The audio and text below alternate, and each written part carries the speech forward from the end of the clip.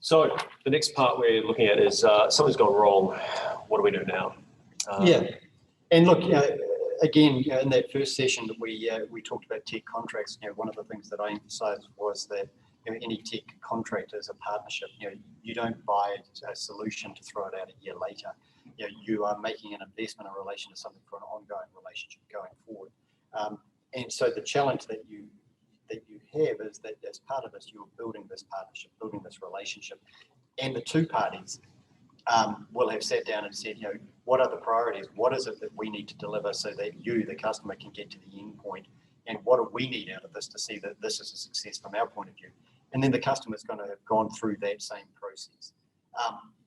And when something goes wrong, you need to go back and look at those priorities and make sure that those priorities are still what you think they are, that they're valid, and what is the impact of what has gone wrong on those priorities. Because it may be that, that what's gone wrong doesn't impact on the priorities and doesn't impact on what you want to achieve. But on the other hand, it may well do. But you now may need to reassess things because, as Tim said, you've got to get a solution in here. And so, you may need to say, well, actually, my priorities have changed. Priority number one is to get a minimum viable product in here and get it working, and then we'll worry about the rest later. Absolutely. And one of the things to kind of understand on the way through this is that things will go wrong. There will be errors. There will be sort of kind of minor knockbacks. But the thing you've got to question is that likely to be material? Is that likely to have a material impact on the outcomes and sort of the or the critical path of the project? And if not, then you work through it and away you go. If it does, then you start thinking about, okay, well, what are our priorities now? And then get advice. It sounds like we're trying to generate work for ourselves. We're not. That can be tech advice. It can be whatever it is. Just around, you just need to understand the situation you are currently in, and that is, a good, robust, kind of understanding. Kind of, have we done everything we need to do? What's happened? What are the issues? What are the likely fixes? Kind of what are the outcomes of this? Have we done everything we need to? Have we given the kind of the resourcing we need, and go from there? Yeah. Look, I mean, it is a partnership, and it's very unlikely that everything is going to fall at one party's feet in terms of what has arisen. And so, as part of this, you need to understand what your responsibilities are. What it is that you have done right, what it is that you have done wrong, and vice versa in relation to the counterparty, and then take that forward. But also knowing that you could insist on the perfect answer, but maybe the perfect answer is just not deliverable. And so, does that mean that we need to get to that point of, well, actually this solution is not going to work, or actually we've got no choice, this solution has to work. So therefore, what compromises do we have to make? So that when you start to have that conversation with your counterparty, you fully understand what you've done wrong and what you've done right, what you need as an outcome, what is possible as an outcome, so that you're talking and agreeing from the position of knowledge. Exactly. And so you've got to understand, this is the thing, so you've got to understand where's your position of strength, where are your weaknesses, and so that way you can kind of, so think about, kind of how do we best get the right outcome for this. Now, one of the key things that we think is that, kind of early and honest communication around these things is really important. And so engaging early and not sticking your head in the sand is absolutely key. However, there is one caveat to that, and that is, kind of the number of times if you go through a discovery process and you see some sort of, absolutely flippant conversation or email from a sort of a team member going, oh man, we really stuffed that up. Oh, this is really going to really impact the project delivery.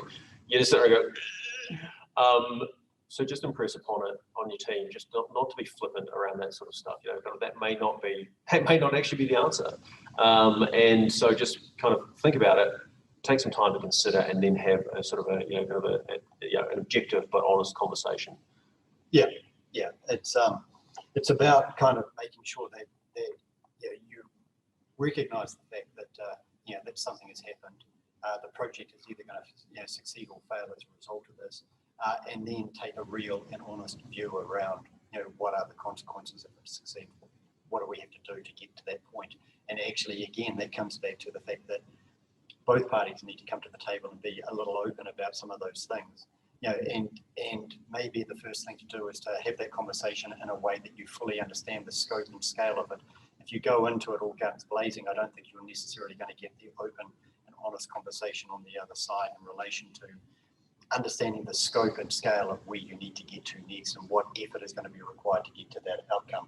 So, it's about making sure that you sit down, and as we've said at the beginning, when you're trying to put this contract in place in the first place, you've got a subject matter expert in the business and a subject matter expert in the technology.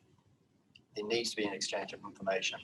And one of the things that you have to be careful here is, you don't compromise the case that you might have in relation to a dispute, but on the other hand, you don't kind of allow that you don't throw barriers up to actually getting a true understanding of what the answer is that needs to happen. Absolutely. So early stages, I mean, like realistically, if things are starting to go off the rails, it's what you're trying to find is a constructive outcome that will deliver you the objectives that you need, and getting very blamey very early is unlikely to be conducive to getting that result. And all that's going to do is that's going to escalate things. You're going to get somebody like me involved, which may or may not be the right answer in the end, but it's just going to make life harder to find a kind of a low-key acceptable solution that's going to deliver a result that both parties need. Yeah. So I guess the thing is just to make sure, as part of kind of pursuing that answer, that kind of compromise, you don't actually compromise the remedies that you might have. So it's really kind of